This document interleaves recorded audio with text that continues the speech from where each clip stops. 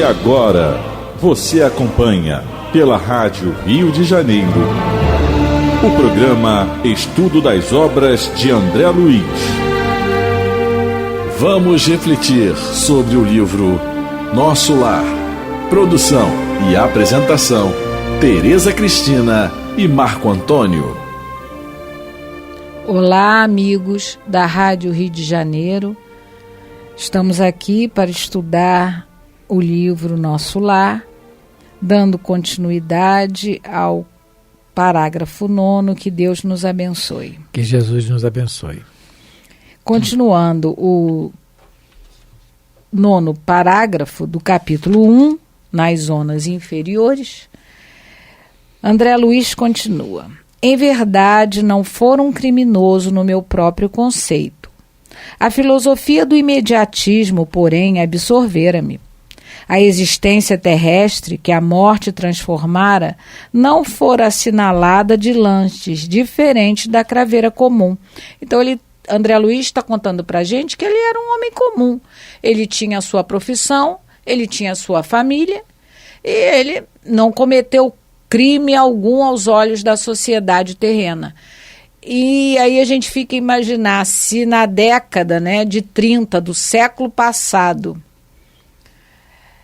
já tinha essa filosofia materialista, imediatista, imagine hoje, século 21, ano 2022, como não está essa filosofia e o quanto é difícil você não se deixar envolver pelos apelos materiais que te bombardeiam da hora que você acorda à hora que você dorme. É muito difícil. Por isso da importância das famílias fazerem o culto do evangelho no lar, para começar a colocar novos hábitos nas crianças, o hábito da oração, o hábito da meditação, conversar com os filhos ou com os parentes infantis mais próximos, conversar sobre a vida espiritual, falar de Deus, falar de Jesus. A nossa sociedade está precisando disso. As drogas são a consequência clara e nítida para todos entenderem o quanto o abandono da religiosidade fez com a nossa sociedade. Então, ele está dizendo que ele achava que ele era um homem normal, que ele não fazia nada demais, não é? Ele tinha a profissão dele, repito, a família, e cuidava da sua casa. Não que isso seja errado, de maneira nenhuma. Todo mundo tem que ter uma profissão, porque ninguém pode ser pesado à sociedade, ninguém pode deixar de trabalhar, porque vai ser um peso para a sociedade. Todo mundo tem que ter a sua família, cuidar da sua família, cuidar do seu corpo, como o Marco colocou, não ter desmazelo com o próprio corpo, mas a gente precisa cuidar da parte espiritual. A gente precisa trabalhar os nossos sentimentos, as nossas emoções, ver aonde a gente tem que aparar as arestas dos sentimentos. A gente precisa fazer isso. E isso a gente precisa também passar para os nossos filhos, nossos netos, sobrinhos, todos aqueles espíritos que estão em corpos infantis, mas são espíritos velhos, já viveram bastante e estão precisando agora muito mais de espiritualidade do que a tecnologia é o tempo todo. Isso está sendo oferecido muito a todo mundo. Mas nós estamos precisando voltar a nossa mente e o nosso coração para Deus, para Jesus. Nesse parágrafo ele diz assim, que não foi um criminoso e a existência dele na Terra não foi assinalada de lance diferente da craveira comum. Então nós vamos ver depois no parágrafo seguinte que ele cuidou da família muito bem, né? E eu esqueci o livro que o Emmanuel fala. Até os animais fazem isso, né? Cuidam da família também muito bem, os porcos e tal. Os criminosos. Lá em casa tinha um chiqueiro de porco, leitãozinho, cuidava direitinho e tal. Os criminosos também cuidam da sua família. Quer dizer, isso aí é obrigação. A gente pode se reportar A pergunta 642 do Livro dos Espíritos, ainda nesse capítulo da lei divina, ou natural. Kardec pergunta assim: para agradar a Deus e assegurar a sua posição futura, bastará que o homem não pratique o mal? Então, peraí, eu vou agradar a Deus, eu quero ir para o nosso lar. Porque o espírita mudou, nós éramos católicos ou de outra denominação religiosa, a gente queria ir para o céu, agora a gente quer ir para o nosso lar. Não é bem assim a história, né? A gente tem que... tem que raciocinar melhor nisso, mas assim, então, eu quero ir para o nosso lar, mas bastará que eu não pratique o mal? O espírito responde o seguinte: não bastará que você não faça o mal, cumpre fazer o bem no limite de suas forças, porquanto responderá do limite de suas forças. E às vezes nós nos enganamos a nós mesmos: não, estou no limite. Não está, a gente sabe que não está no limite, tem muita coisa ainda para dar, mas não podemos esquecer sempre, e eu falo isso toda hora para mim, lembrando o apóstolo Paulo, nós estamos cercados por uma nuvem de testemunhas, testemunhas que estão nos observando, nós estamos num Big Brother constante, câmeras e câmeras nos olhando o tempo todo, a gente não pode esquecer disso. Aí a resposta é assim: cumpre-lhe fazer o bem no limite de suas forças, porquanto responderá por todo o mal que haja resultado de não haver praticado o bem. Quer dizer, você não fez nada e aquilo resultou no mal, mas não resultou um mal para ninguém, está todo mundo com saúde, mas resultou um mal para você mesmo. Né? No momento que resultou um mal para você, você ficou na inércia. Então nós temos que observar bem isso. Então é isso que o André Luiz também está colocando. Não fui criminoso, não matei ninguém, não fiz nada, mas ele vai ver que não é bem assim a situação. No fundo, o primeiro crime é contra nós mesmos, né? Eu cometo um crime com alguém, eu mato alguém, no fundo eu cometo um crime contra mim mesmo, perante a lei de Deus. Porque na realidade ninguém, como a Joana de antes coloca muito bem, ninguém faz o mal realmente a ninguém, você faz o mal a você. No fundo, você desejou o mal para o irmão, você está fazendo mal a você primeiro. Né? Você se torna uma pessoa má. Se torna uma pessoa má. É tanto que ela coloca muito bem também, aumentando o raciocínio, que o perdão é melhor para quem o perdão é melhor? Para quem perdoa. Se o outro não aceita, o problema já é dele. Mas você se libertou do ressentimento. Então, na realidade, essa pergunta tem um fundamento um raciocínio muito grande para a gente exercitar, né? Que não basta não fazer o bem, já é o mal, né? Aliás, não basta não fazer o mal, não basta não fazer o mal, tem que fazer o bem. Tem que fazer o bem. Isso. E o bem é melhor para quem faz, em primeiro lugar. Sim. Continuando o 10º parágrafo do capítulo 1. Filho de pais talvez excessivamente generosos, conquistara meus títulos universitários sem maior sacrifício, compartilhar os vícios da mocidade do meu tempo, organizar o lar, conseguir a filhos, perseguia situações estáveis que garantissem a tranquilidade econômica do meu grupo familiar. Mas examinando atentamente a mim mesmo, algo me fazia experimentar a noção de tempo perdido, com a silenciosa acusação da consciência. Ele usa o verbo perseguir, que é forte. Ele não procurava só ajudar a família dele, ele perseguia. Perseguia, você denota esforço. Você perseguia o tempo todo. Ele só pensava nisso. Ele só pensava no bem-estar dele, da família dele. E aí a consciência, que é o local da nossa alma, né, onde Deus se comunica conosco, onde moram as leis, né, onde estão as leis divinas, a consciência o acusava de ter perdido o tempo. Ele cuidou só disso e se esqueceu de cuidar da sua alma eterna. E aí, por isso, ele coloca que ele tinha a noção de tempo perdido.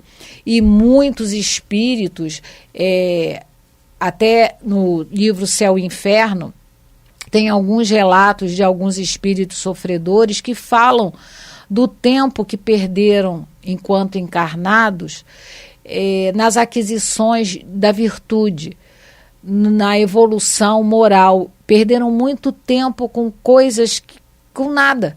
Coisas que não vão adiantar para o seu progresso verdadeiro, porque é o progresso moral. Na realidade, quando encarnamos e temos a nossa profissão, ou ou constituímos a nossa família, ao desencarnar, Deus não vai perguntar, e não vai, no caso, né, os bons espíritos, ou a nossa consciência mesmo, não vai nos acusar da questão, por que a gente não foi médico? Por que a gente não foi um ministro? Não é isso. Agora, nós mesmos vamos nos cobrar de como nós fomos donas de casas, mães de família, médicos. Então, não vai ser a profissão que nos vai incomodar no mundo espiritual, mas como nós realizamos tal ou qual profissão, como nós nos comportamos em família. Então, aí, muitas das vezes, a gente perdeu tempo porque ficou preocupado mais, no caso, falando para uma dona de casa, para uma mãe de família. Não é que ela não vai cuidar da sua casa, mas ela não vai viver o dia inteiro limpando casa. Tempo que ela poderia gastar se instruindo, lendo, conhecendo algo novo, conversando com alguém, não fazendo fofoca, é lógico, mas uma conversa, porque os espíritos dizem que conversar também é você estar evoluindo.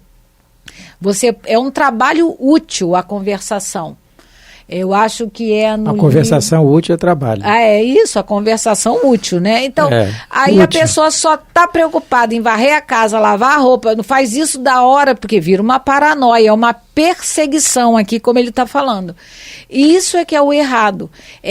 Não é erro você cuidar da sua família, você procurar dever, né? Trabalho, até se desenvolver bem, melhor no seu trabalho, arranjar mas não é viver só para isso. Esse é o nosso problema. Jesus com as irmãs Marta e Maria. É a história, né? É a experiência que Jesus teve com Marta e Maria. Quando o ideal é que a gente use o coração de Maria e as mãos de Marta, como dizem os espíritos, a gente equilibre. Essa palavra para nós ainda é muito mal meditada e usada. A gente não tem o equilíbrio, a gente tem que perseguir isso, como dizia Buda, o caminho do meio. O caminho do meio é o melhor caminho. As duas extremidades são muito perigosas na nossa vida, porque também é errado aquele que vai ficar o dia inteiro dentro do centro espírita ou o dia inteiro dentro da sua casa religiosa, em detrimento de um trabalho, em detrimento da sua família. Isso também é errado, né? Ou aquela criatura que se afasta da sociedade porque não quer se contaminar com os problemas do mundo. Está errado? Também. Ela quer perseguir esse isolamento, porque aí é a questão de perseguir, como o André Luiz coloca. Ela está errada também. O ponto é o caminho do meio, é o equilíbrio entre a nossa vida material e a nossa vida espiritual. Quando evoluirmos um pouco mais, que não é o meu caso, eu vou entender que o principal é a vida espiritual na frente. Mas por enquanto que a gente pelo menos equilibre, porque Jesus mesmo nos disse, para colocar o reino de Deus acima, né? O reino, o amor e a justiça de Deus acima de todas as coisas. Mas por enquanto, se a gente equilibrar, já estamos num bom caminho. Vamos abrir um pouco mais o raciocínio no que ele fala aqui. Perseguir situações estáveis, como a Teresa colocou muito bem. Examinando atentamente, examinando atentamente a mim mesmo, algo me fazia experimentar a noção de tempo perdido.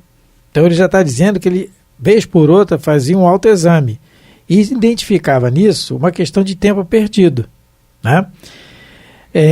Com a silenciosa acusação da consciência. Então isso ele já fazia. E aí nós vamos nos reportar a pergunta de número 620 do Livro dos Espíritos. Kardec pergunta assim: Antes de se unir ao corpo, a alma compreende melhor a lei de Deus do que depois de encarnada. Porque o André Luiz, ele está contando aqui quando ele estava encarnado, cuidando da família. Mas antes ele estava desencarnado, né? E aí os espíritos respondem: compreende de acordo com o grau de perfeição que haja atingido e dela guarda a intuição quando unida ao corpo. Grau de perfeição de entendimento, gente, de entendimento, de compreensão. E dela guarda a intuição quando unida ao corpo. Então, é o caso aqui. Ele encarnou e guardou essa intuição. Ele tanto guardou que ele diz que algo fazia experimentar a noção, com a silenciosa acusação da consciência. Porém, a resposta dos espíritos continua. Os maus instintos, porém, fazem ordinariamente que o homem esqueça. Então, os maus instintos são aquilo que o Emmanuel coloca, nós já falamos aqui, são os nossos séculos de sombra, de orgulho e de egoísmo, que ainda estamos enretados nele. Então, esses maus instintos é que pesam na hora, de decidir, de tomar uma decisão ou tomar um comportamento diferente, não é? E aí, falando da consciência, na pergunta seguinte, a 621, Kardec pergunta: onde está escrita a lei de Deus? E a resposta é incisa, rápida: na consciência. Porém, meditando mais, é na consciência de quem já traz a lei, de acordo como ele disse na pergunta na resposta anterior, com o grau de perfeição que eu haja atingido, de compreensão. Na medida que eu tenho a compreensão daquilo, a consciência, essas leis na consciência vão se abrindo mais. É aquilo que a gente colocou do aluno na escola. Eu não posso cobrar a mesma prova de matemática de um aluno de uma escola pública, infelizmente, né, colocação, de uma escola do São Bento. Eu não posso também dar uma prova de integral e derivada de matemática para um aluno de uma escola primária, seja ela qual for. Eu não estou falando dos gênios, né? Aí é outro caso. Mas normalmente não posso, porque na compreensão dele, ele ainda não atingiu, ele está na tabuada. Ele está nas operações, ele não tem condição de fazer aquilo lá ainda. Então, mas à medida que vai se elevando o grau de compreensão, aí ele guarda a intuição. Então, é o caso do André Luiz, porque uma coisa nós vamos ver: inteligente ele é. Isso nós já vamos ver exaustivamente, né? Com certeza. Olha, Paulo de Tarso é o vaso escolhido por Jesus para disseminar o Evangelho. Mas o André Luiz foi o escolhido pelos Espíritos para nos desmiuçar o plano espiritual. Então, o acaso não existe. O acaso não existe. Leia Kardec. Então, burro ele não é, com certeza. Continuando o 10º parágrafo. Habitar a terra, gozar-lhe os bens, colher as bênçãos da vida, mas não lhe retribuir a ceitil do débito enorme.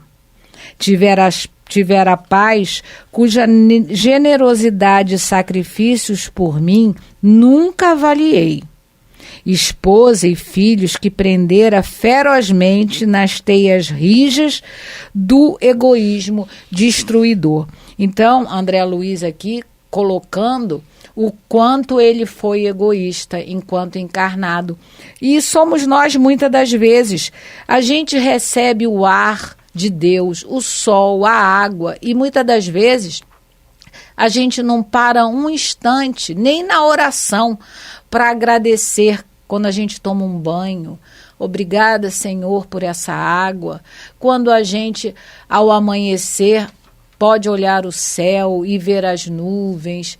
E hoje mesmo eu estava meditando, quando acordei, que eu escutei uns passarinhos, eu pensei nos nossos irmãos na Croácia, que acordam e dormem com barulhos de bombas, não é? Irmãos nossos na África que acordam e não conseguem tomar um café.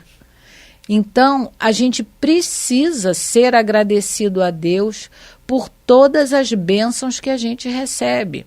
E foi isso que, infelizmente, André Luiz, como ele coloca aqui, né, na primeira, quando ele coloca aqui nesse parágrafo que a gente leu, né, habitar a terra, gozar-lhe os bens, colhera as bênçãos da vida, mas não lhe retribuíra cetil do débito enorme, porque não nos é cobrado o ar que respiramos, não nos é cobrado o sol que no caso, né, na agricultura faz com que tenhamos alimento, porque sem o sol não haveria alimento na terra.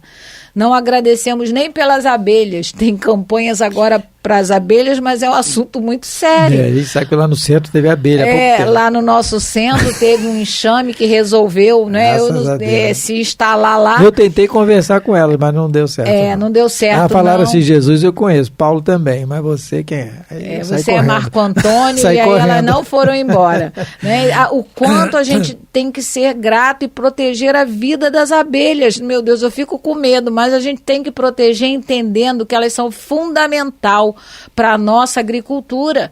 Vai ser um problema enorme se elas forem extintas. Então, isso que ele está falando é para a gente, porque tudo que ele está dizendo nesse livro, não é para a gente poder analisar e ver o que nós estamos fazendo de errado, como ele fez, o que a gente pode melhorar.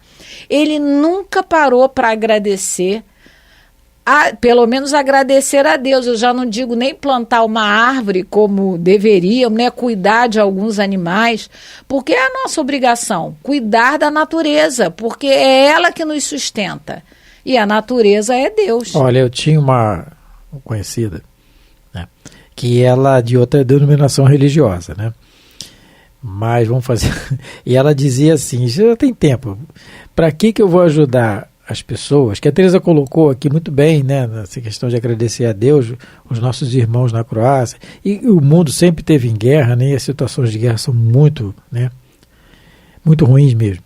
E a pessoa, quem passa fome e tal. E então, é uma pessoa conhecida de outra denominação religiosa, ela falava assim, para que eu vou ajudar as pessoas se Jesus veio para os pobres? É um dos sofismas que eu mais já ouvi, interessante, né? Se Jesus veio para o pobre, para que eu vou ajudar o pobre? Você já tem Jesus. Quer dizer, é um sofisma daqueles realmente. E tudo bem, passou o tempo, tornei espírita e depois do espiritismo tem uma visão maior da questão sobre Jesus, sobre tudo. Mas há um tempo atrás eu ouvi de um espírita falar assim, meu Deus do céu, falei, Jesus, eu ouvi, não sei se Teresa lembra disso.